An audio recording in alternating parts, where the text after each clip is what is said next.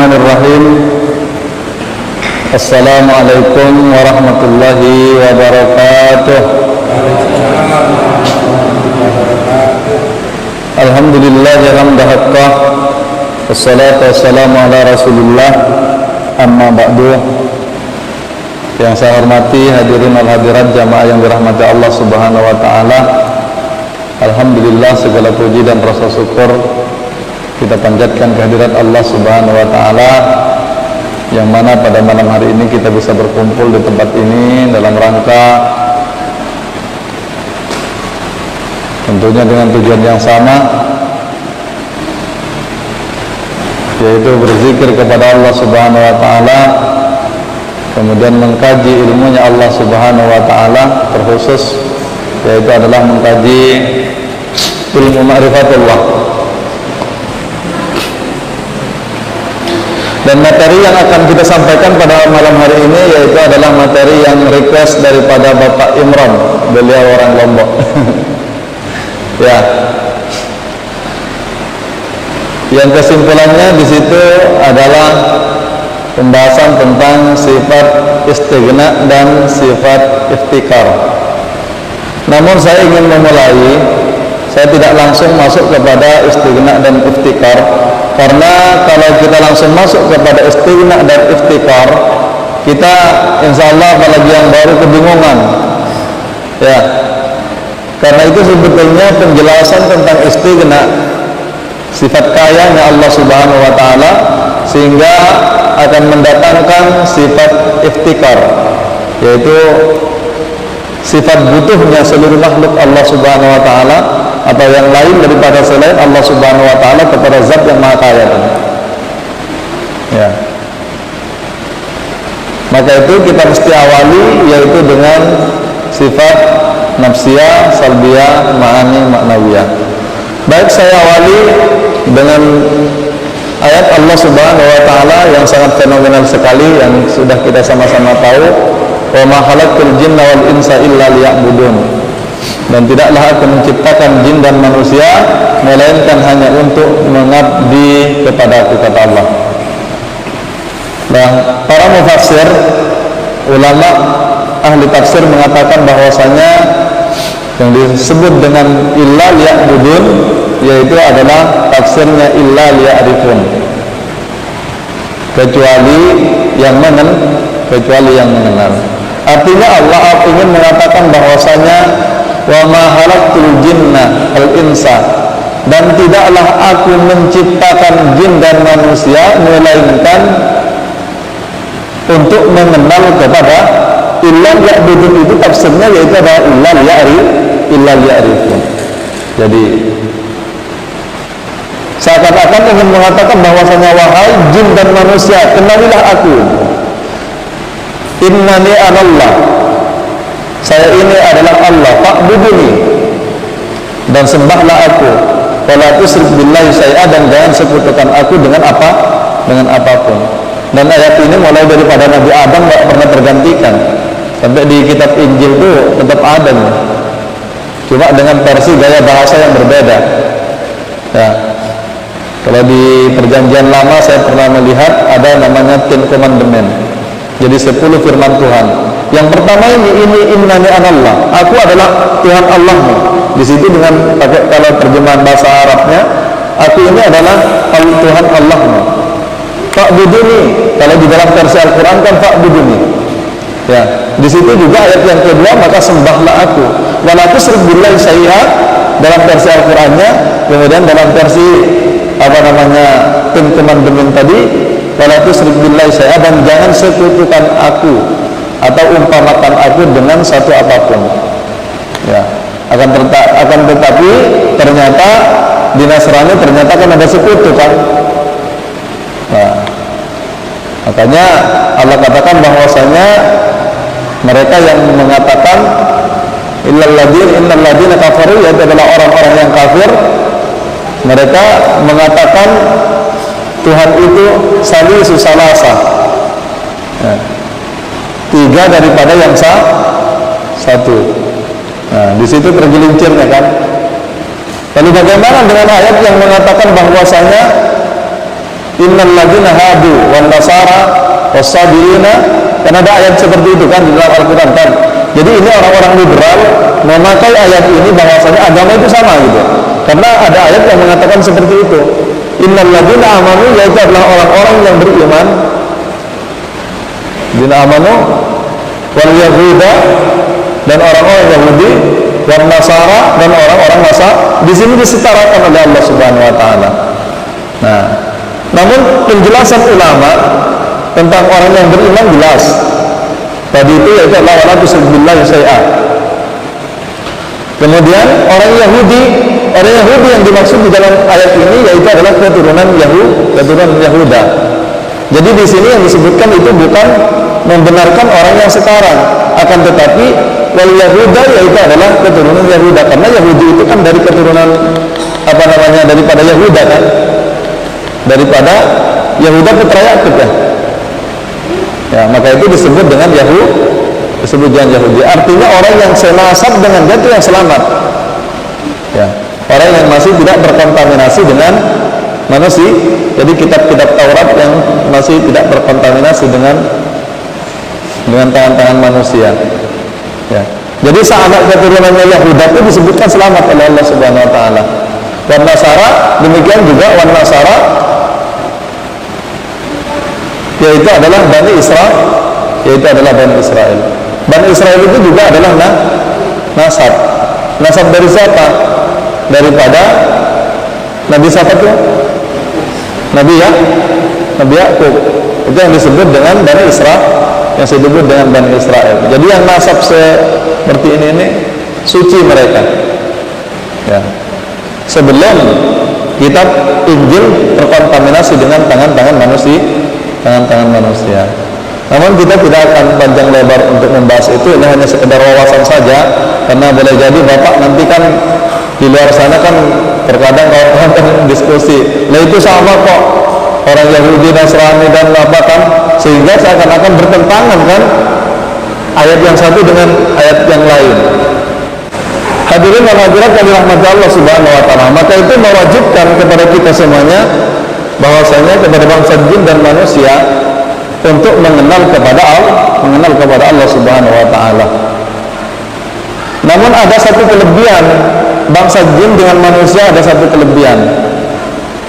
Karena ada hadis qudsi yang mengatakan bahwasanya al-insanu sirri wa ana sirru. Di sini tidak ada bagian bangsa jin.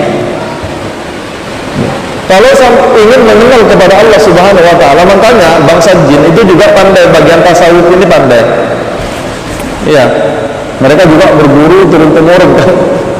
Makanya kalau bangsa jin bercerita tentang bagian ilmu tasawuf, ilmu hakikat, mereka juga pandai.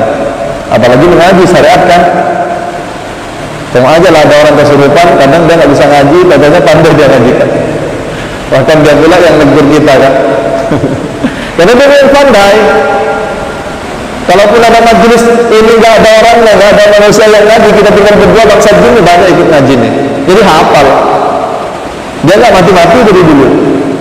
Awal ada yang mati kan, artinya masa kita belajarnya sebentar. Tapi bangsa jin masa belajarnya itu lama. Maka itu dia tahu riwayatnya mulai daripada Nabi Adam, anak cucu kita, mbah-mbah kita tahu dia. Itulah manusia yang sering berkecoh. Disebutkan kan sama dukun tuh, mbahmu ini kan, keturunannya ini punya ilmu ini, ya orang dia menyaksikan dari dulu kan. Dia kan gak mati-mati dia. Disangkanya sama orang yang ini bapak ini wali, ini hebat nih kan. Nah di situ kadang kita tertipu. Itu perbedaan kita. Jadi jangan heran kalau secara ilmu ya banyak bangsa jin itu yang lebih alim daripada manusia. Akan tetapi tentang ilmu rahasia, ilmu sir, ilmu ma'rifatullah itu hanya untuk manusia. Itulah kelebihan manusia. Sehingga dengan asbab itulah rahasia Allah dengan rahasia manusia itu, maka itulah manusia itu diciptakan oleh Allah Subhanahu wa taala menjadi khalifah, menjadi pemimpin di muka bumi ini. Yang namanya jadi khalifah itu secara harfiah sebetulnya kan wakil ya, wakil Tuhan. Khalifah itu kan wakil. Dalam istilah mursyid juga ada khalifah. Yang mentalkin, yang wakil mursyid itu namanya khalifah. Demikian juga khalifah itu khalifah di zaman Nabi, yaitu para sahabat. Artinya kalau sudah diutus khalifah, maka disebut dengan khulafaur rasyidin. Ini saya canggung nih ngomong nih, karena nggak ada speakernya kan, kayak ngomong kayak nekan-nekan agar bisa mendengar semuanya. Ya nggak apa-apa ya. Tapi kalau kesini insya Allah kuat nih, karena speaker di situ. Kalau yang dengarkan dari sana nih, dengar nih. Yang di sini ini aja yang kurang jelas soalnya. Baik para bapak dan bunda sekalian yang dirahmati Allah Subhanahu wa taala, maka itu wajib bagi kaum muslimin dan muslimat, yaitu adalah mengenal Allah, karena awaluddin ma'rifatullah. Jadi bahkan ad-din itu sendiri oleh ulama dikatakan bahwasanya ad-din ma'rifatullah. Artinya kalau orang yang mengaku beragama akan tetapi tidak kenal Allah, sesungguhnya tidak masuk dalam kategori ini. Iya kan? Makanya orang-orang yang beriman itu yaitu adalah orang yang makrifat sebetulnya. Yang dipanggil ya ayyuhalladzina amanu, orang yang beriman itu orang yang makrifat. Bagaimana kita percaya kepada apa yang tidak nampak sama kita? Itu tidak mungkin. Iya kan? Bagaimana kita percaya kepada apa yang tidak kita kenal? Ya. Makanya mustahil kalau orang yang mengatakan percaya kepada Allah Subhanahu wa taala akan tetapi hanya kenal namanya saja. Padahal Allah itu bersifat dahir. Wal awwal wal akhir wal zahir wal batin. Dia adalah yang maha awal tanpa awal, yang maha akhir tanpa akhir, yang maha zahir dan yang maha batin. Untuk tahu kita kenyataannya awalnya awal, akhir tanpa akhir, bagaimana zahirnya, bagaimana batinnya Allah Ta'ala, tentunya kita yaitu adalah man arafa nafsahu faqad arafa rabbahu. Kita disuruh mengkaji diri. Barang siapa yang kenal akan dirinya, maka ia akan kenal kepada Tuhannya. Kalau sudah kenal kepada Tuhannya, man arafa rabbahu fasadal jasadu, maka kalau sudah kenal kepada Tuhannya, fasadal jasadu, maka akan binasalah jasadnya. Nah, oleh karenanya hadirin hadirat yang dirahmati Allah Subhanahu wa taala, maka kalimat la ilaha illallah sesungguhnya kumpulannya berada di dalam kalimat la ilaha illallah, ajaran apapun itu. Jadi la ilaha illallah ini yaitu adalah menjelaskan tentang syahadat sudah ada di situ. Semuanya terkumpul di dalam kalimat la ilaha illallah. Karena makna la ilaha illallah itu tidak ada yang lain selain Allah. Kalau kita maknai la ilaha illallah tidak ada Tuhan selain Allah, masih ada pengakuan sebetulnya yang tersimpan kan? Tidak ada Tuhan. Ya Tuhan yang ditiadakan itu kan masih ada. Tidak ada Tuhan. Ini kan terjadi penafian tadinya ada Tuhan kemudian ini sorry ya Allah bahasa ya. Ada Tuhan yang dinafikan. Sebelum kita mengakui Allah, kita menafikan Tuhan yang lain. Maka itu di dalam hakul yakin yaitu adalah la ilaha illallah, maknanya la maujudun bihaqqi illallah. Itulah yang disebut dengan hakul yakin. La maujudun illallah. La maujudun illallah. Kalau orang yang masih pahamnya di syariat itu adalah la maqsuda illallah. Tidak ada yang dimaksud kecuali Allah. La ma'buda illallah, baru orang hakikat yaitu adalah la maqsuda illallah. Tidak ada yang dimaksud kecuali Allah. Akan tetapi orang yang sudah kenal kepada Allah Subhanahu wa taala, maka hakul yakin. Kalau la ma'buda illallah ini namanya paham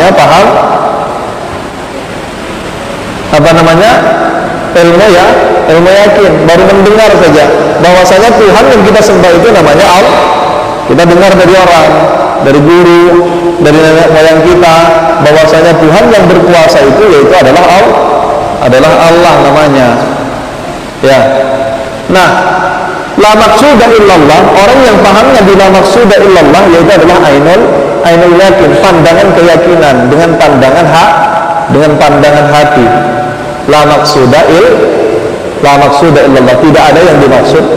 Segala perbuatannya, segala urusannya, segala amalnya itu, jadi dimaksudkan itu hanya Allah. Akan tetapi dia masih dalam ngambang, ya kan? Dia belum kenal. Akan tetapi dia baru nengok suara saya umpamanya di video, ya kan? Dulu kan belum tahu di video kan, baru kenal namanya kan. Nah ini nggak bisa yakin sepenuhnya, baru mendengar namanya, walaupun ketemu di jalan tak akan ngaku.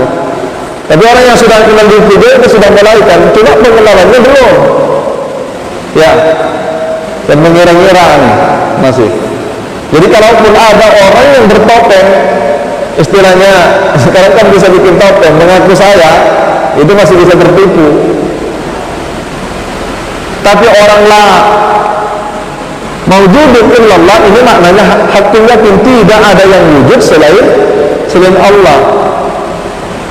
Inilah yang dikatakan oleh Allah di dalam Al-Quran, fa'aina ma tuwallu fasamma wajhullah. Dimanapun wajahmu yang kau hempaskan, disitulah wajah Allah. Itulah wujud maksudnya. Jadi segala sesuatu itu menjadi fana kan? Segala sesuatu itu menjadi fana. Maka itu kalimat la ilaha illallah, kalimat la ilaha illallah ini disebut dengan nafi isbat. Nafi ini. Kalimat la ilaha illallah itu nafi isbat. Ya.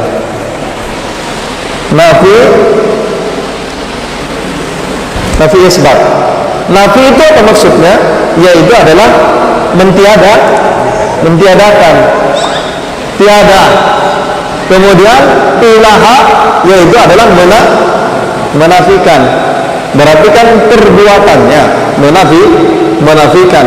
Illa yaitu adalah isbat, perbuatannya Allah ma'rifat, ilmunya ma'rifat, yaitu adalah mengisbatkan, menyatakan.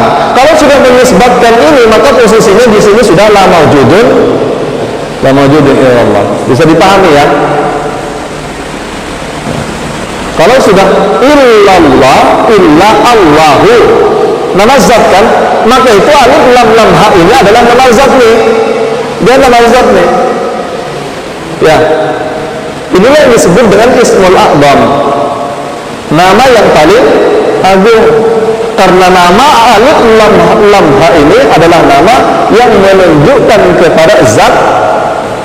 Nama-nama yang lain selain alif lam ha yaitu adalah nama sifat yang bersandar kepada zat. Bedanya di situ ya. Bedanya di situ. Jadi nama-nama yang lain itu yaitu adalah nama sifat yang bersandar kepada zat. Ya. Jadi ada kalanya ya perbuatan itu adalah bukan Tuhan, akan tetapi perbuatan atau sifat itu dia tidak berbeda dengan Tuhan. Sama seperti api dengan asap itu yaitu adalah sifatnya api. Apakah asap itu api? Ya, asap ya asap, akan tetapi asap tidak lain daripada paham ya? Maka itu kita mengenal mengenal sifatnya. Sifat itu tidak lain daripada zat. Karena dengan sifat itulah kita mengenal zat. Kenalnya Bapak kepada saya itu tidak akan sama kenalnya suara saya dengan saya.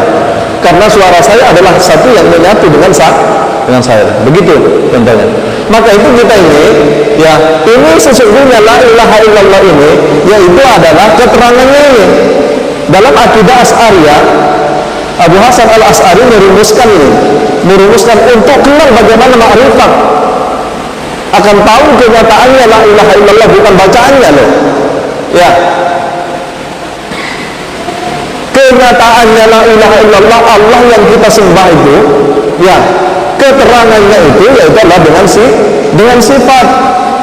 dirumuskan yaitu adalah sifat 20. Kenapa harus 20? Karena dengan 20 ini sebetulnya sifat itu banyak sekali.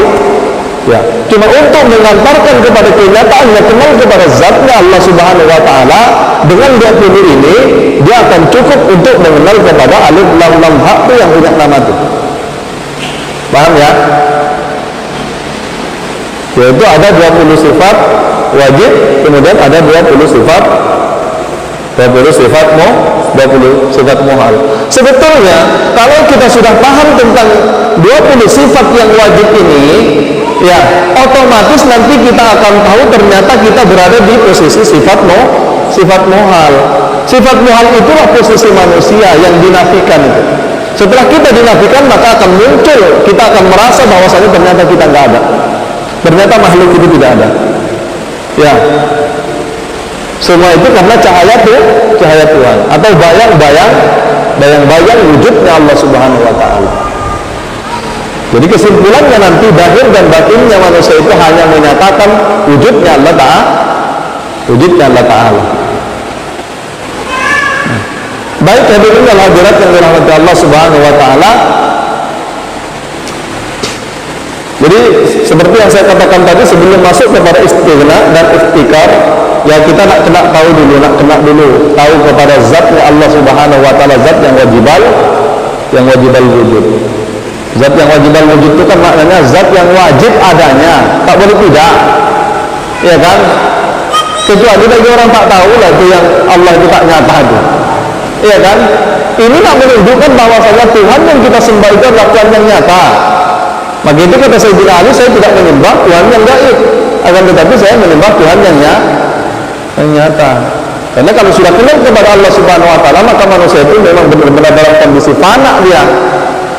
Kalau sudah fana alam semesta, kullu syai'in halikun la wajha, segala sesuatu itu pasti hancur kecuali wajah Tuhan. Wajah Tuhan setelah fana, maka yang ada hanya bako, kekal dia. Ya. Maka itu ketika kita kembali setelah kita fana, artinya kita sudah tidak punya lagi sifat ini. Ini semuanya kan sifat Allah nih. Kita belajar sifat ini bukan untuk memiliki sifat, akan tetapi untuk mengembalikan karena sekarang ini ada pada diri kita. Iya kan? Paham? Contoh nih, ini namanya sifat apa nih? Sifat ma'ani. Mohon maaf tulisan saya jelek sekali. Tapi gak apa-apa, yang penting paham ya. Ini kiri ini. Gak bisa cantik. Biasanya orang lain kiri itu cantik kan.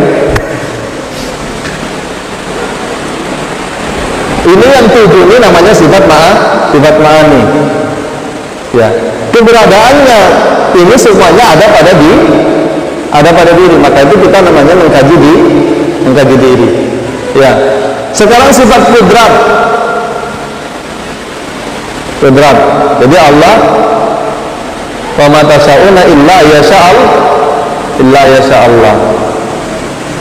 Dan tidaklah kamu berkehendak melainkan apa yang dikehendaki Allah. Banyak sekali ayat-ayat yang berkaitan tentang Allah menguasai segala sesuatu. Allahu Rabbus samawati wal ard dan seterusnya. Jadi sifat kudrat ini maknanya sifat kuasa. Dan kuasa ini kan ada pada diri kita nih. Cuma kuasa yang ada pada diri kita ini adalah cuma yang dikuasai. Kuasa kita itu bukan kuasa kita, akan tetapi kuasa yang ada pada diri kita ini adalah kuasa Allah. Jangan diakui itu. Ya. Di mana keadaannya sifat kuasa ini ada pada pernapasan. Makanya orang kalau tak bernapas lagi, mana ada lagi ada kuasa. Iya kan? Sifat kuasa, kudrat dan iradat ini sama nih, berada dalam pernapasan manusia. Istananya, kalau istilah orang tasawuf itu ya istananya, kudrat dan iradat. Jadi kudrat ini adalah kuasa, iradat ini adalah kehendak. Pada diri manusia itu kan ada kehendak kan? Gak kisah dia kafir, gak kisah dia kecil, gak kisah dia Yahudi, Nasrani, semua ada. Maka itu kalau tak tahu sifat ini, kemudian tak bisa mengembalikan sifat, ya niscaya dia tak kenal kepada Allah. Itulah yang menyebabkan ada orang kafir, ada orang tertutup dia, tak nampak. kudrat, iradat, ada pada pernapasan. Maka itu, ya mohon maaf, ini saya larikan ke agak-agak kejunelan. Orang belajar jurus itu berada di sini nih puncaknya nih, berada di napas nih, memainkan pernapasan sampai tapak suci apa itu semua kan, itu kan pernapasan. Maka itu bagaimana pernapasan ini kalau orang tarikat ini dikendalikan dengan zikrullah, keluar dan masuknya napas, naik dan turunnya napas, itu yang disebut dengan apa namanya, seperti alif naik turun. Ya, dari sini ini kan lurus nih daripada gini nih. Ini kan naik keluar masuk jarum nih, iya kan? Kita itu senantiasa hidup dan mati kan? Cuma nggak terasa kan? Kenapa orang bersin itu kok menyebut alhamdulillah? Karena pada saat bersin itu sesungguhnya kalau kita tahu bahwasanya pada saat bersin itu dalam hitungan sejenak kita itu lepas kok daripada ini nyawa. Ya kan? Maka itu ketika dia kembali dengan kehidupan dengan kecepatan yang luar biasa, kita katakan alhamdulillah. Dan itu terasa nikmat sekali kok. Ya kan? Maka itu Nabi Adam dulu, Nabi Adam setelah dimasukkan ruhnya dengan jasadnya, dikawinkan ruh dengan jasadnya, dulu kan berbentuk badan nih. Ya.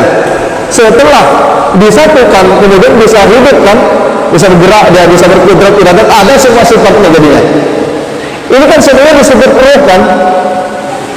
Nah, akhirnya dimasukkan menjadi hiduplah, sehingga dia apa yang pertama dia lakukan?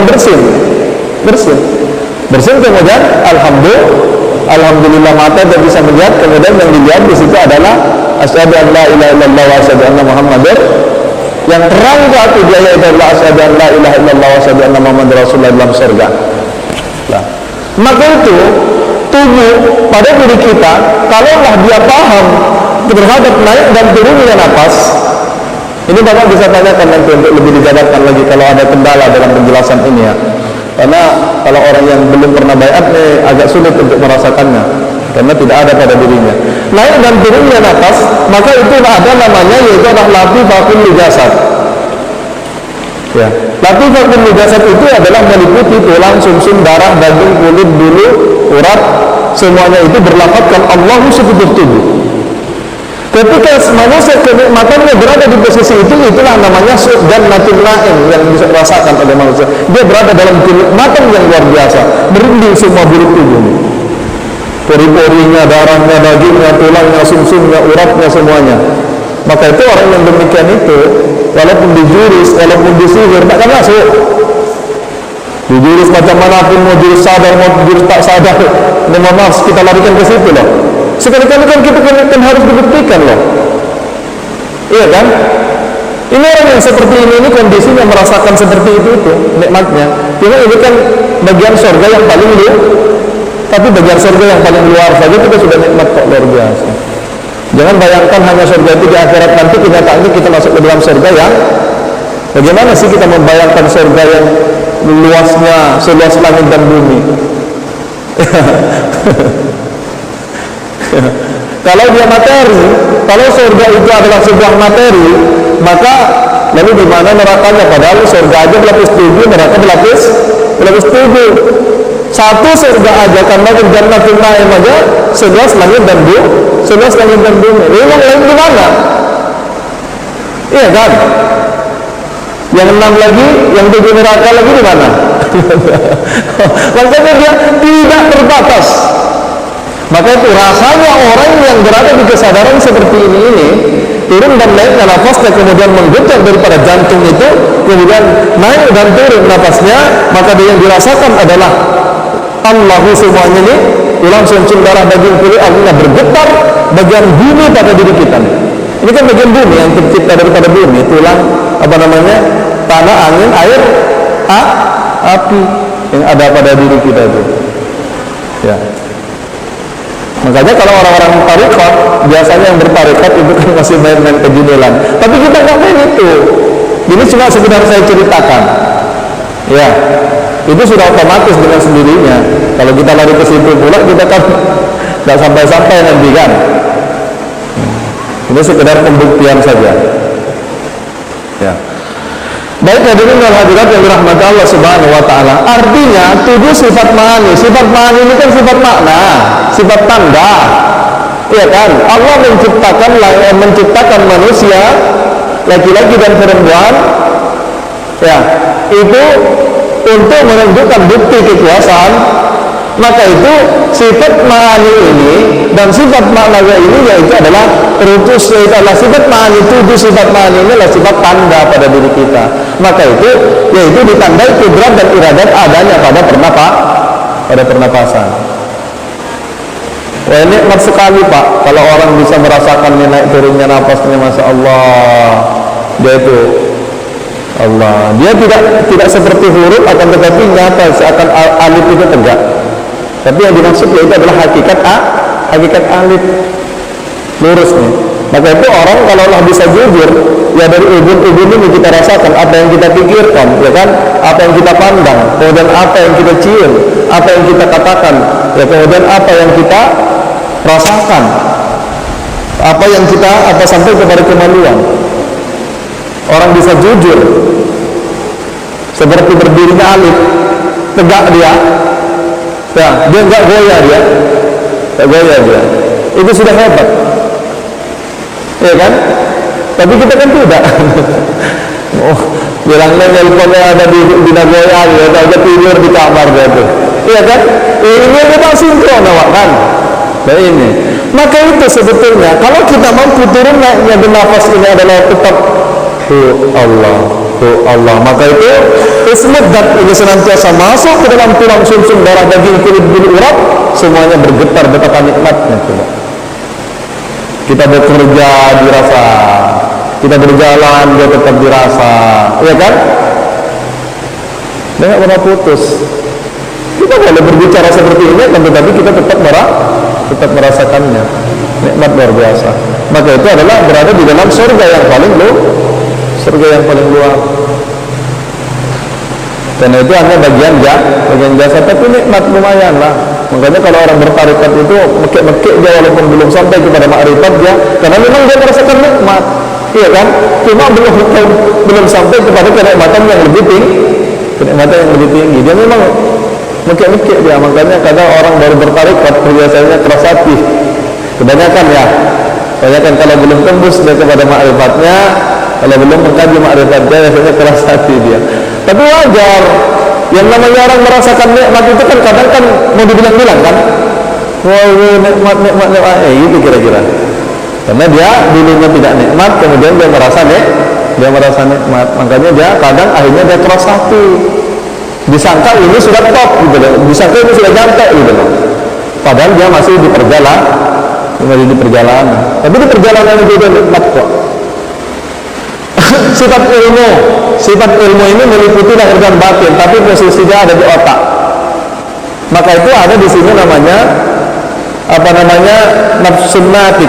Namanya kalau dalam lataif di dalam tarikat yaitu adalah nafsun natik, latifah nafsun natik. Makanya kan di sini menembus nih ke sini. Allah. Jadi berkontraksi, 7 latifah itu berkontraksi. Kan? Jadi seluruh bulu tulang sumsum darah daging kulit semuanya itu ikut. Wah, luar biasa Pak. Kalau memang kita istiqomah nih, ya. Sifat ilmu meliputi lahir dan batin manusia. Tapi posisinya dia berada di otak. Maka itu kalau orang tahu tentang ilmu, dia belum masuk ke hati, ya maka itu boleh jadi dia tertutup dengan ilmunya. Akhirnya belum jadi pengamalan kan? Belum dia rasakan. Maka itu terjadilah orang keras hati, berdebat di mana-mana kan, berdebat masalah ini bid'ah, itu kafir, itu musyrik dan seterusnya kan, saling ngapir-ngapirkan. Ternyata yang direbut kulit. Ya kalau cuma syariat Pak yang diperbutkan, yang sesungguhnya itu sudah hilaf dari sejak zaman dulu kan. Imam Maliki, Hambali, Hanafi, Syafi'i itu ya, dengan madhab-madhab yang lain banyak sebetulnya madhab itu, cuma yang masyhur itu 4 madhab nih, itu banyak berbeda kan. Cuma kalau dijadikan masalah, ya walaupun bukan masalah tetap jadi masalah. Akhirnya kita pun itu bermasalah. Ya karena itu bermasalahkan, coba nggak dipermasalahkan, ya sudah buat aja. Lana amaluna walakum a'malukum kan aman. Ya. Karena yang diperebutkan itu kulit. Yang terakhir yang namanya kulit yang direbutkan, ya apa Islam itu kulit yang direbutkan, sama-sama isi tak dapat. Akhirnya kelahi pun sampai mati pun judulnya kan tetap kulit dibuang. Namun karena kita hidup di dunia ini, jasad ini ya tetap butuh kerangka, ya kan? Nyatanya dengan kudrat dan iradat Allah kita masih bertubuh. Akan tetapi ketahuilah bahwasanya tubuh ini hanya sifat tanda, iya kan? Pernapasan otak ini tanda, kemudian ilmu hayat itu ada pada pusar. Berdiri nih, pusar. Disitulah sifat hidup yang berdetak dia dari jantung naik turun. Dan ini makanya berkontraksi kan? Berkontraksi dia pada pusar manusia. Itu namanya sifat hayat. Ya. Maka itu ketika orang apa itu dijadikan ilmu atau menjurus, itu kan ada di manakib itu kan, tabdi hajatina, tahan napasnya di mana tuh geraknya itu? Di pusar kan? Di pusar. Tahan napas. Apa maksudnya tahan napas itu? Sambil berdoa di situ. Di situ meneburkan diri, mencabut nyawa di situ. Paham? Orang yang tidak bernapas menahan napas, makanya mohon maaf, orang menjurus saja atau orang apa aja, kalau kita tahan napas kita, dia mantul-mantul sendiri kok. Kenapa? Karena kita pada proses yaitu adalah mematikan diri. Makanya orang yang mati itu orang yang tidak kalau masih bernapas itu namanya hidup. Ya ada mayat bernapas. Kalau bernapas dia berarti hidup. Makanya Pak di takdir hajatinya itu yaitu adalah mengandung rahasia besar. Kalau Pak tahu, iya kan? Maka ketika kita mengatakan takdir hajatina ya Allah, di mana ini? Di sini kan? Dia mencabut nyawa. Ya. Jadi nafas pada diri kita itu alamnya namanya alam, barangnya namanya nyawa. Jadi apa namanya barangnya pada diri kita nafas, alamnya namanya alam nyawa. Itu yang disebut nyawa. Ketika dia berhembus keluar masuk namanya nafas. Jadi yang punya nafas itu siapa? Nyawa. Siapa hakikat nyawa itu? Nabi Muhammad. Paham ya? Pada diri kita tuh namanya ruh idati, cahaya Tuhan dia. Ya, bisa dipahami ya, sifat hayat. Makanya itu bukan main-main sebetulnya takdir hajatinya atau apapun kita. Ya. Apalagi ada orang menjurus umpamanya kan, atau kita di ilmu kita tahan aja nafas. Artinya zat yang ada semata kan itu sudah bisa mencabut nyawa sendiri kan. Loh. Orang mati sebelum mati itu mau buka belantakan, matilah kamu sebelum mati. Nah, maka itu kita harus bisa mencabut nyawanya sendiri. Makanya kalau kita sudah tahu jalan ini nanti Pak, tak ada urusan kita dengan malaikat maut. Nih kan, kita nak cabut sendiri nyawa kita, kan?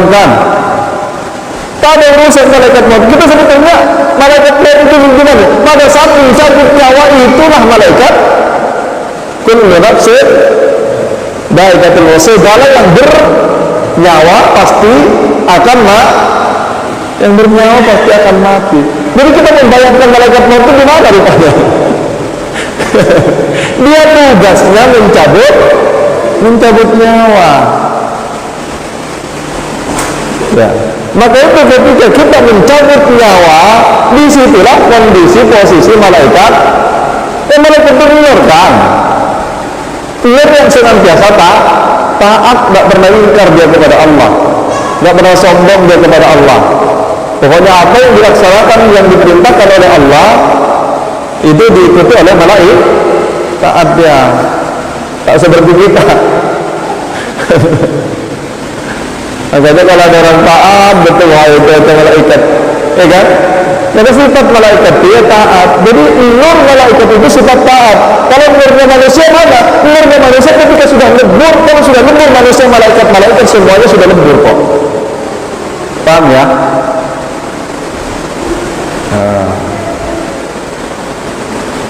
Sampai malaikat Israfil pun di situ sudah nggak ada lagi, ya kan?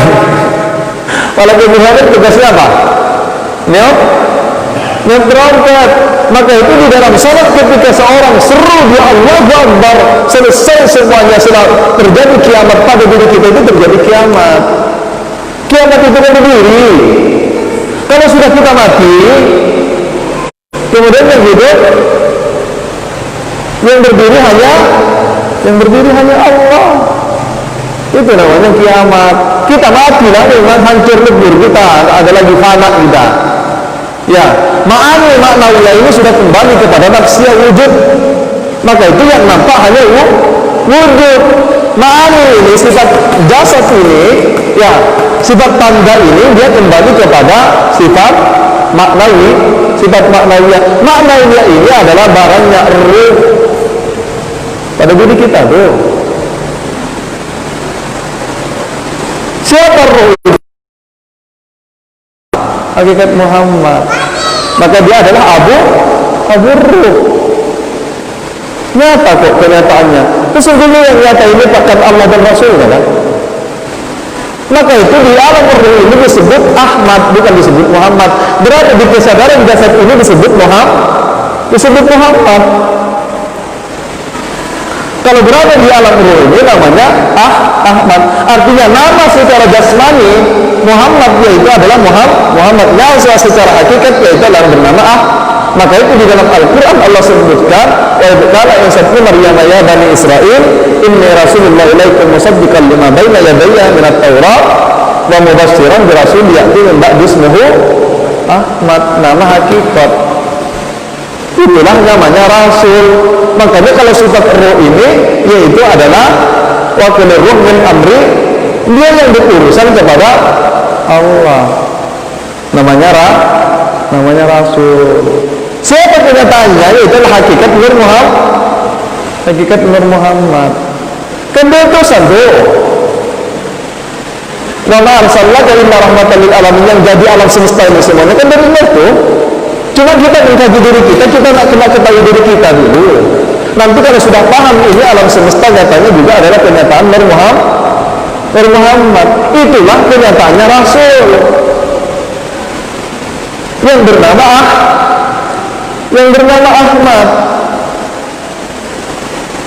Seluruh batang tubuh namanya Muhammad.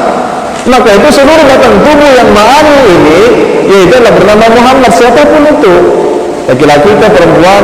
Maka itu desainnya halaqtu Adam min surati, kata Allah kan, saya menciptakan Adam itu daripada gambarku. Gambar siapa itu? Kembalinya kepada Muhammad, gambarnya, desainnya.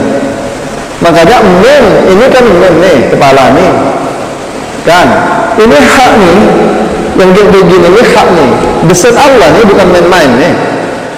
Artinya kita tuh menyatakan kenyataannya Muhammad itu menyatakan keadaannya zat, karena dia adalah nurnya zat. Tinggul nih, ini nih, ya kan. Yang berpangkat Nabi itu yaitu adalah Muhammad bin Abdul. Yang berpangkat Rasul itu yaitu adalah Rasulullah. Paham ya? Jelas kan?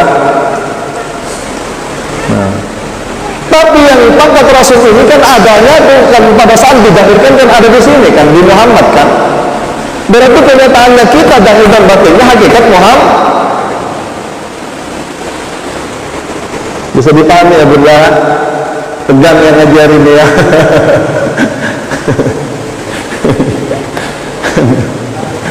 Ya nggak apa-apa, biar kita nggak terkecoh lagi, ya kan? Kita nak awak kadang dibilang sama orang di luar Muslim, kadang dibilang kan di kitab kami namanya Ahmad, bilang, ya kan? Tapi kok kalian bilangnya Muhammad, ya kan? Ya, itu kalau sudah tahu bagian hakikat ini itu nama hakikat, maka itu kan kitab-kitab sebelumnya itu kan ruhnya kan masih Nabi Muhammad, jasadnya kan Muhammadnya kan belum ada kan, iya kan? Maka itu disandingkan sama Allah nih. Dari kemuliaannya Allah nggak pernah memanggil Muhammad itu langsung Muhammad, namanya nggak pernah. Pasti disandingkan karena dia sudah ada lengkap nih, kan Ahmad dan Muhammad. Jadi Muhammad itu adalah bangsa tubuh, yaitu perbuatan namanya. Itulah yang berpangkat Nabi Muhammad. Yang berpangkat Rasul yaitu adalah Ahmad sebagai sifat. Sifatnya siapa? Sifatnya zat.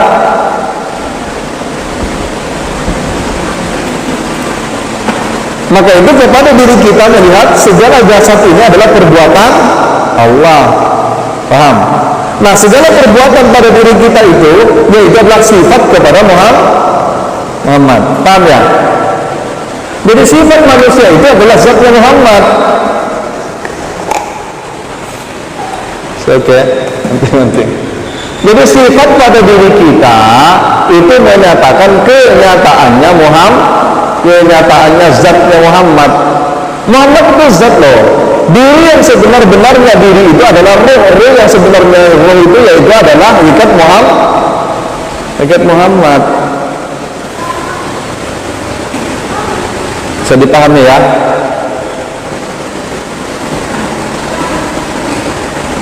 Nah, hadirin dan hadirat yang dirahmati Allah Subhanahu wa taala.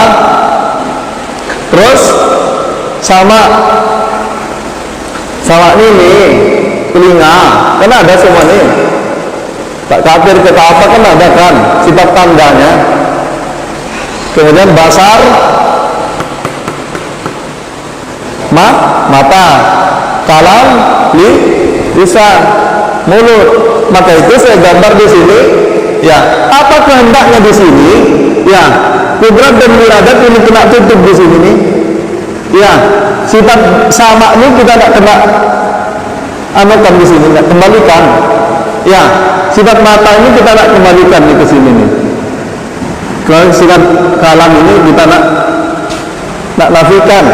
Makanya ini namanya nafi, harus dinafikan ini. Kalimatnya keluarnya la kan? La itu nafi, jadi ini yang dinafikan. Paham kan? Ini namanya ilmu syari. Kenapa dikatakan syariat? Nah, bangsa jahil, bangsa kulit ini kan dibuang. Ya, maka itu ilmunya namanya ilmu syariat. La itu kalimatnya la. Ya. Kalimatnya la. Kemudian sifatnya yaitu adalah sifat ma'ani. Kalam ada pada mulut. Makanya nggak tutup. Maka itu kalau cuma ini manusia kan tak ada lagi kan. Walaupun orang mati itu kan mata ada, kan. Kemudian mulut ada, ya. Kemudian telinga ada. Tapi kalau pun ada mata, apa dia bisa nengok? Tak bisa kan?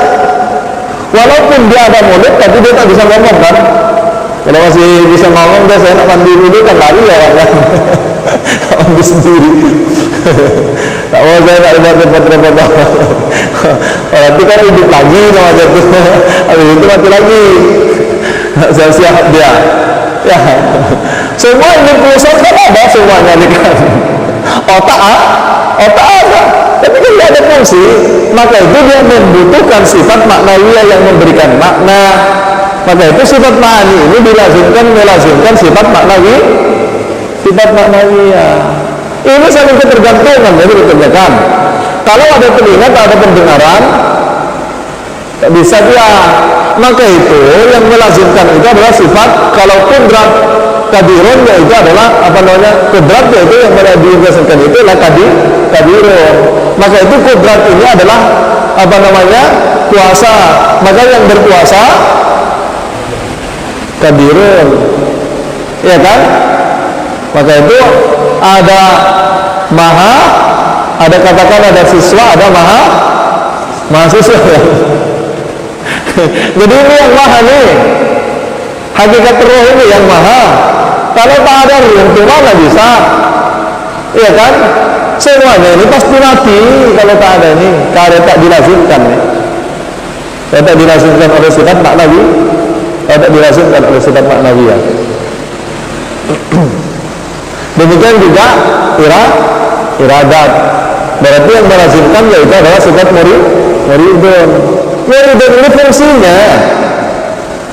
Ya, ini barangnya, ini fungsinya. Fungsi itu disebut dengan sifat. Walaupun ada mata, tapi dia penglihatan dicabut, tak ada lagi penglihatan, kan gitu ya.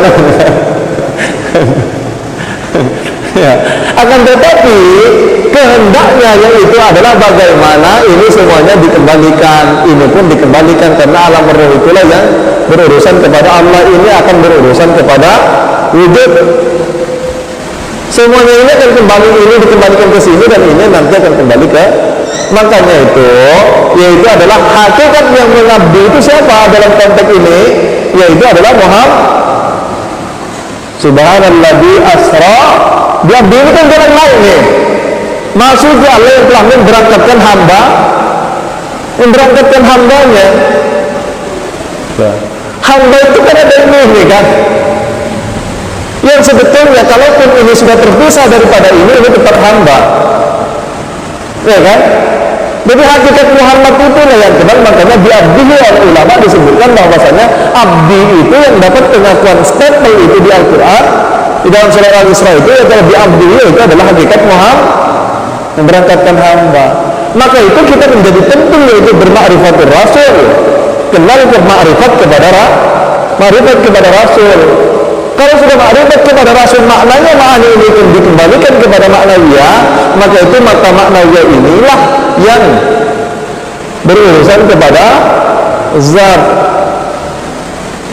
yang disebut dengan sifat wujud. Makanya sifatnya satu saja, wujud, iya kan?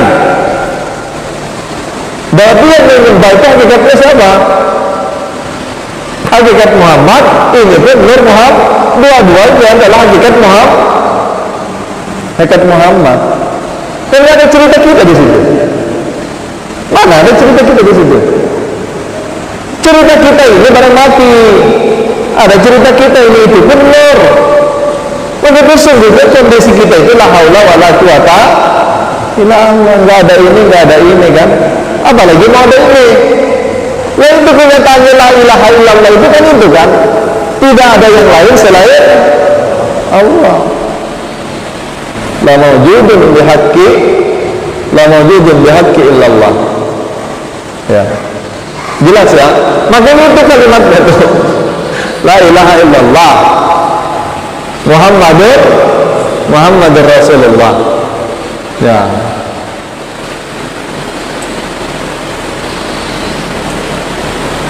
Pada diri kita ma'ani ini namanya jalan syariat. Ini namanya pada diri kita jalan tarekat. Jadi dalam kajian ini bahwasanya syariat, tarekat, hakikat, ma'rifat itu kan ada pada diri kan? Ada pada diri. Ya.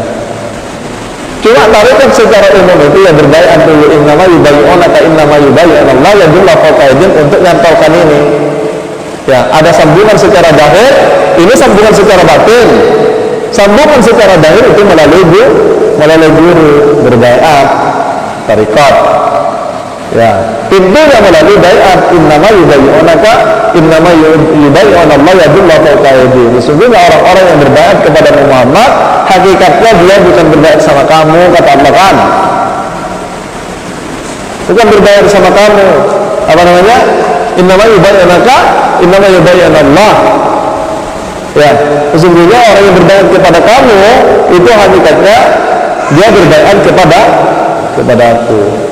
Jadi berbaiat kepada Allah dan Rasul. Katakan bapak berbaiat kepada guru nih, hakikatnya bukan berbaiat kepada dia, akan tetapi kepada Rasul dan kepada Allah. Loh, kenapa bisa dikatakan seperti itu? Katakan ulama atau siapa saja, kan ini kan, dia bisa ada ilmu itu kan ada ilmu semuanya kan, ada kudrat, ada iradat, ada ilmu, ada ayat, ada sama kan. Kamu bukan, kan ini yang memberikan ilmu nih. Katakan saya bercerita sekarang ini. Kan saya kan ini, karena ada ini kan. Saya cerita ini. Berarti kan bukan saya kan? Paham kan? Berarti hakikat syariatnya saya, tapi hakikatnya bukan saya. Akan tetapi ini Pak, kalau sudah berserah ke sini berarti ini Pak yang nyata tuh. Maka itu hakikatnya Bapak itu berguru kepada Allah dan Rasul, bukan kepada saya. Maka itu kalau orang mengerti mekanisme hakikat kehidupan, dia nggak akan tegak-tegak mengaku-ngaku guru. Ya kan, dia nggak akan bila hormat, orang bukan kita kok. Cobalah, kekuasaannya kita siapa? Kehendaknya kita, kehendak siapa? Ilmunya semua siapa? Hidupnya hidup siapa? Samanya, basarnya, kalamnya, mana kita? Bapak juga yang mencari ilmu, sama kan? Kudratnya, iradatnya, ilmunya, samanya, basarnya siapa kan? Nah, maka itu Iqra' bismi rabbikal ladzi khalaqal insana min 'alaq. Iqra' wa rabbikal akramal ladzi 'allamal insana ma lam ya'lam. Aku mengajari manusia atas apa yang tidak diketahui. Loh, di situ Allah tidak memakai perantara. Tapi secara syariatnya kan ada perantara kan. Macam saya lah katakan kan, ada bapak yang mengajar di mana-mana. Kan? Tapi hakikatnya allamal insana malam ya'lam. Aku mengajari aku kata Allah, bukan kamu. Kalau aku ya saya mengaku saya, bila hormat tentu saya. Iya kan? Jelas kan? Maka itu kalau nggak dihormati nanti marah. Kalau nggak dibilang ustaz marah, orang jawab kan. Dia tak sadar karena merampas ini Pak masalahnya, yang bukan miliknya ini yang dirampas, jahat. Iya kan? Maka dia diakui ini bukan milik kita, harus dibalikkan.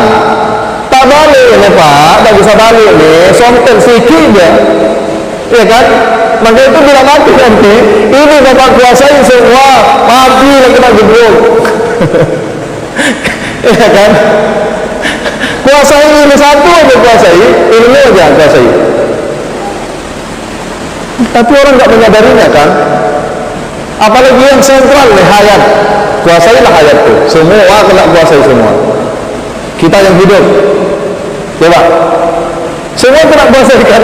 Kalau sudah ini hidup kita, pasti ilmu kita, pasti pendengaran kita, pasti penglihatan kita, kuasa kita, kehendak kita kan? Makanya jangan ini diambil. Ini suruh balikkan inna lillahi wa inna. Inilah Pak orang yang katanya Nabi itu amanat. Dia kan, Nabi itu bersifat siddiq. Siddiq, kalau sudah wujud Allah, dia sebut Allah, dia saksikan Allah. Itu siddiq.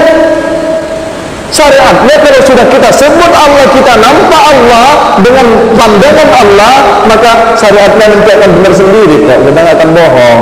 Asalkan kita memang betul-betul ada di posisi itu. Kita benerin dari atas nih. Bermakrifat dulu, nanti syariatnya Allah perbaiki. Kan gitu kan? Kita pandang Allah dengan pandangan Allah, maka kalau sudah pandang Allah siddiq, kita perkataannya kita akan siddiq. Iya kan? Kita sebut Allah tapi kita tak nampak Allah, namanya apa namanya?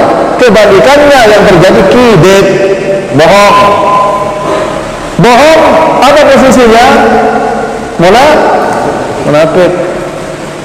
Munafik di mana tempatnya? Tidaknya berada di neraka yang paling dalam nih, yang paling rendah lagi kan. Selama ini kita cuma yang bagian luarnya, kau bohong, kau pun bohong juga. Kau bilang Allah, kau tak pandang Allah. Kau mengatakan bersaksi, kenapa kau tak saksikan Allah? Kau pun bohong, perhatikan. Makanya pangkal awal bin ma'rifatillah. Nanti kalau kita sudah Allah pahamkan ini syariatnya itu tinggal jalan kok. Karena ini awal agama. Amanat ini yang dititipkan sama diri kita ini, jangan amanat ini kita miliki di akhirat. Kan ini kita yang boleh berbini, kan ini kita yang boleh buat kapal, kan ini adanya nih yang boleh kita buat bekerja apa tuh, yang boleh buat kapal ini orang Eropa bisa buat pesawat, bisa buat satelit, buat apa, kan ini yang buatkan. Kalau kita katakan yang buat kapal siapa? Yang buat kita ini siapa? Allah lah. Kan? Sifat ini yang buat nih. Sifat ini sifat siapa? Sifat Allah, Pak. Kadang kita bingung kan kalau ditanyakan yang buat kapal siapa? Dulu kita masih SD kan. Kita jawab orang. Orang Amerika bilang kan. Karena kita belum paham sebetulnya. Kalau kita jawab Allah, nanti ditanya lagi kan awak yang buat gue. Bingung kita kan? Lah. Bingung kita kan? Kalau kita mau jawab Allah takut, mau jawab orang juga takut. Kenapa? Dia syak dan wahan dia tak kenal Allah. Oh gitu jawabannya aja nggak bisa tepat, iya kan? Nah, itulah kalau orang nggak kenal ya begitu memang Pak, serba bingung kan? Kesini takut, kesitu takut. Jadi imannya iman apa namanya? Iman ragu-ragu kan? Sakwahnya, imannya, memang nggak jelas. Kenapa? Karena sudah dari awal kita tidak bohong. Maka itu amanat yang paling besar ini yang dimilikikan rezeki kita itu ini Pak. Dari mana jalannya Pak? Bi ayyi ala'i rabbikuma tukadziban. Nikmat yang mana lagi yang kau dustakan? Kalau kau tak ada ini, kau tak ada ini, kau tak ada cerita. Ya kan? Boleh kalau tak ada ini, kalau tak ada ini kita boleh kita apa tuh? Kita ini kadang Pak ya Allah Rabbi kita merasa orang yang paling miskin aja bawaannya kan? Itu yang gak kenal ma'rifat Pak. Kalau kenal ma'rifat ini ada ini semuanya ini, kita jadi khalifah nih, maka muncullah kalimat bi ayyi ala'i rabbikuma tukadziban. Nikmat yang mana lagi yang kau dustakan? Dengan adanya ini kita boleh macam-macam kita buat. Tapi lagi-lagi jangan kau miliki ini nikmatku kau kembalikan kepada aku yang ngasih, ya kan? Ini yang ngasih nih. Kalau ini yang memiliki hati ini makanya lopak kata dia. Ini kita ini gambar itu saya tak pandai gambar, bisa pun jelek, tapi asal paham aja lah. Ini jangan bayangkan gambar ini kita nih. Kita bukan nak kaji orang, semua manusia nih. Ini kalau nak hidup dia miliki, nak penglihatan, pendengaran semua dia miliki, hancur nih. Nah inilah nikmat yang paling besar kan. Kalau ini sudah kita tidak lagi, ini sudah semuanya dikembalikan, ada jalan kita yang tak bersyukur. Itulah kenyataannya syukur. Maka ketika orang sudah kembali kepada Allah, di situ semua berkumpul Pak. Di situ ada syukur, di situ ada sabar, di situ ada qanaah, di situ ada semuanya. Kalau sudah kembali kepada Zat, di situ semuanya berkumpul loh Pak. Makanya kuncinya kenapa harus kenal kepada Allah? Makanya innallaha ma'as sabirin. Sesungguhnya Allah bersama orang yang sabar. Kuncinya kenal kepada Allah, kau akan sabar. Ya kan? Yang disebut dengan sabar itu ya orang yang kembali kepada Allah. Orang yang sabar itu seperti kita bayangkan orang sabar itu yang dia kena kelepot sabar, gitu kan? Dia sabar. Ini orang sabar itu orang yang sudah kembali kepada Allah. Kalau sudah kembali kepada Allah ya namanya bersama Allah. Jadi solusinya orang yang mau sabar, orang yang mau syukur, orang yang mau taubat, orang yang kembali pada taubat itu sendiri kan kembali maknanya kan. Tapi sementara ini kita kan kembali kepada hukumnya, tapi tidak kembali kepada yang punya hukum. Kan itu masalahnya kan. Kembalilah kamu kepada Allah. Ada yang bilang kembali ke jalan Allah, kembali ke jalannya mana? Kembali kepada Allah saja, kembali ke jalannya. Jalannya pun kita jalannya itu maksudnya kan hukumnya kan, hukumnya. Kalau kembali kepada hukumnya kena hukum nanti, ya kan? Kalau sudah kembali ini sudah tak membawa, ini sudah tak membawa, ini sudah tak membawa.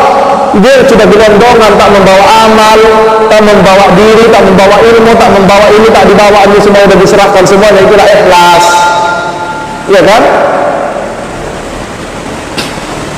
Nah itu ikhlas.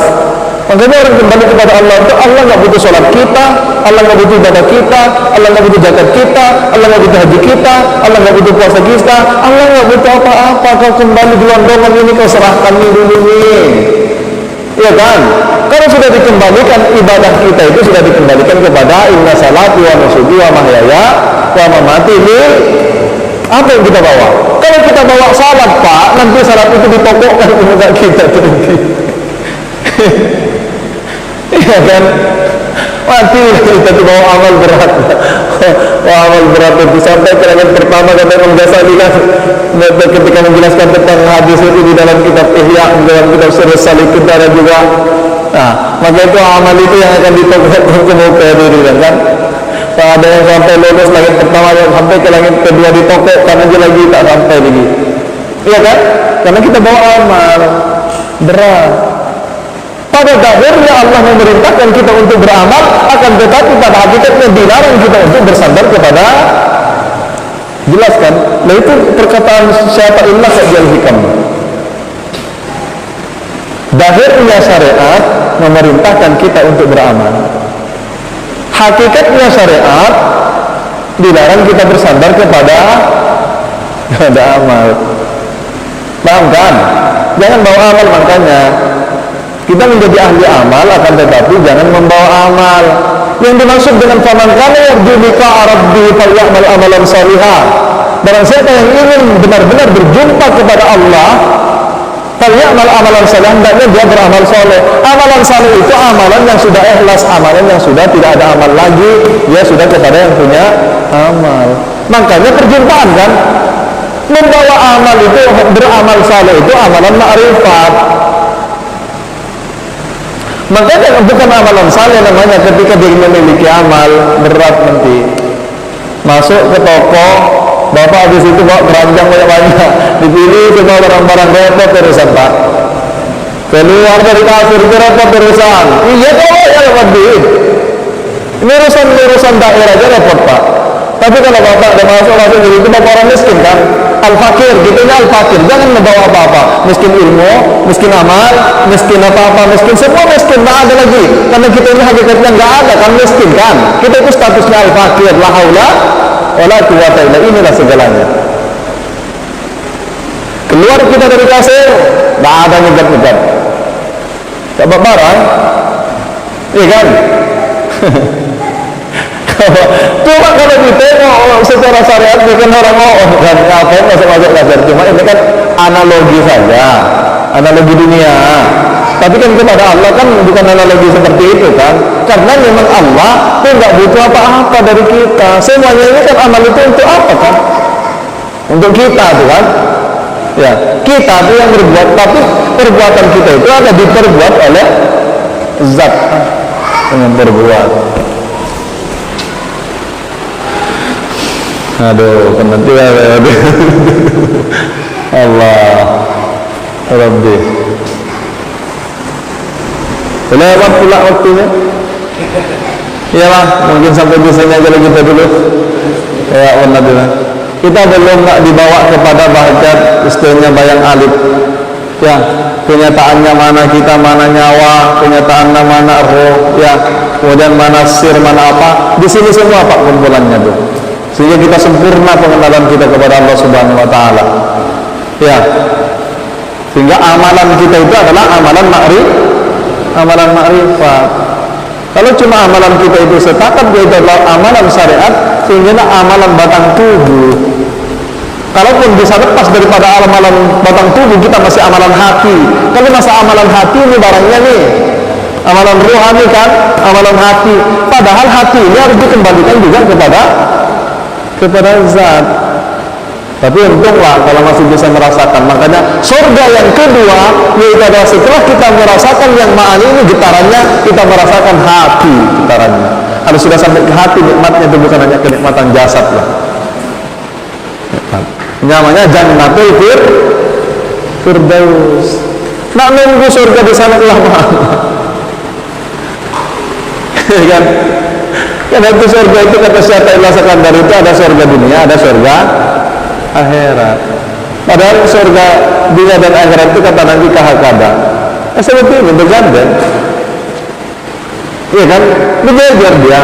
Di mana kita mau ke akhirat kita membayang-bayangkan? Bayang-bayangkan di akhirat itu. Padahal akhirat itu ada di sini lah. Ketika kita sudah mengakhiri hayat kita, mencabut nyawa kita, akhirat kan? Kalau kita sudah akhiri hayat kita, yakni kita sudah mencabut nyawa, berakhir ke hidupnya. Itulah namanya akhir. Kemana mau mencari akhirat? Ternyata di dunia ada akhirat, di akhirat ya memang akhirat. Makanya itu harus diakhiri, ini hidup ini harus diakhiri, biar kita bisa kembali ke akhirat. Alangkah susahnya. Jadi agama itu bukan hanya dongeng, kita rasakan, kita alami. Kalau ceritanya cuma bagian syariat kan dongeng aja Pak, iya kan? Cuma dongeng. Makanya kita Gus Dur apa katanya? Kur pinter dongeng, nulis lan moco. Apa katanya? Tembe burine bakal sengsara. Cuma pinter dongeng tuh kan bagian kulit. Dongeng tuh wayang tuh, cerita wayang dongeng kan. Ya film lah, cerita film aja ya. Tapi akhirnya sengsara barang ini yang bisa balik karena tak tahu caranya balik, pun barangnya pun tak tahu mana yang mau dibalikkan, macam mana cara membalikkan. Ini kan butuh praktek juga nih Pak untuk membalikkan nih barang ini. Walaupun kita sudah tahu ini barangnya yang mau kita balikkan, kalau sudah ini semuanya dibalikkan, ini balik ke sini, ini balik ke sini, kita sudah tahu baliknya, ya kan? Maka itu butuh tahu kita kepada tempat mengembalikan, dan kita juga mesti tahu caranya kita mengembalikan. Kan butuh praktek kan? Mati sebelum mati itu butuh praktek. Pengembalian antara ini dengan ini kita butuh praktek. Kalau dimiliki ini Pak sakit, ya jangankan dimiliki ya, dikembalikan aja. Ini sompel Pak, sedikit aja Bapak pinjam motor, kan? Lampu dapat ada, kita dibalikin lampu dah, marah nggak ya apa? Marah lah. Maka itu ada istilah tobat. Tobat itu kembali lagi ke sini. Artinya kalau pun terjadi rosak, ya rosak perbaiki dulu baru kau bisa kembali. Kalau tak diperbaiki, ya sepian sedikit jangan tak mau terima. Karena Allah itu hanya mau terima yang dari Allah. Ini kan semua dari Allah. Inna lillahi wa inna ilaihi raji'un. Dulu turun, kemudian nanti mau naik kembali. Allah tak mau kalau yang keluar dari diri kamu, Allah tak mau sedikit aja, Allah tak mau. Kau mau membawa salat tapi kau keluar dari dirimu, kau membawa sedekah keluar dari dirimu, Allah nggak mau, Allah nggak butuh semua itu. Allah hanya mau yang dari Allah, Karena yang dari Allah, inna lillah, dari Allah, wa inna ilaihi, ini yang dari Allah, ini yang mau kembali. Kalau dia keluar daripada diri kita, Allah tak mau. Kau membawa segudang ilmu pun Allah tak butuh kok, iya kan? Allah nggak ada butuh apa-apa. Allah hanya butuh ketika kau dari Allah, kau baliklah kepada Allah, kau baliklah ke kampung halaman, kau baliklah ke asal, kembalilah ke asalnya. Nggak usah kau bawa apa-apa, ya. Pak, justru nikmat Pak kalau kita beribadah dengan cara ibadah amalan saleh nih, justru nikmat yang luar biasa. Maka itu tengok para wali, apalagi para nabi ya, ketika dia masya Allah di dalam hidupnya dia tak pernah lepas, artinya dia tetap dalam ibadah, artinya hatinya tetap bermakrifat, tak pernah putus. Salat daim namanya, salatnya dia udah berkekalan ya, dalam 24 jam. Maka itu ada hikmah yang mengatakan bahwasanya tidurnya Nabi itu karena dari khusyuknya sholat. Artinya dalam kesimpulannya kita dilahirkan ke dalam sholat. Apa kenyataannya sholat itu kan bulannya wujud kan, pengabdian ya. Karena kesemuanya itu dalam sholat. Ini semuanya dinyatakan dalam sholat loh Pak. Rukun iman, rukun Islam, rukun apa tuh? ihsan, semuanya itu ada dalam surah la ilaha illallah, syahadat, semuanya, semua hukum-hukum yang ada di alam semesta ini, lahir dan batin semuanya itu kenyataannya kita ketemu di dalam sholat. Rukun iman, rukun Islam, puasa di dalam sholat itu ada, kenyataannya puasa itu di dalam sholat ada. Nabi-nabi yang 25 ada di dalam sholat nanti ketemunya tuh. Malaikatnya, malaikat tadi itu 10 malaikat ada nanti ketemunya di dalam sholat tuh. Kan? Haji ketemunya nanti di dalam sholat. Kenapa? Awwalu ma yuhasabu bil abdi yaumil qiyamah itu kenapa kok sampai sepenting itu gitu loh? Kok enggak yang lain, kok enggak haji banyak makan duit, makan tenaga juga, iya kan? Kok enggak zakat yang ngeluarin harta? Kok salat yang pertama kata Allah dihisabkan? Kalau baik salatnya baik semua, ya, buruk salatnya buruk semua. Kan di situ perjumpaan dengan Allah, Pak. Iya kan? Alladzina yadunnahum annahum mulaqu rabbihim. Disebut dengan ulama ahli tasawuf yaitu adalah tajallinya Allah. Allah menyatakan dirinya dengan senyata-nyatanya. Ya demikian dululah. Mungkin di luar ini nanti kalau ada yang belum pulang, kalau mau cerita-cerita ya nggak apa-apa. Tapi kita tutup dulu. Nanti mungkin ya kita lanjutkan. Kita nggak lanjutkan kitab apa tuh Risalah Samaniyah. Ini requestnya Pak ini. Ya, tapi kita kena selesaikan dulu nanti. Habis itu kita baru membahas tentang iftikar dan istighna.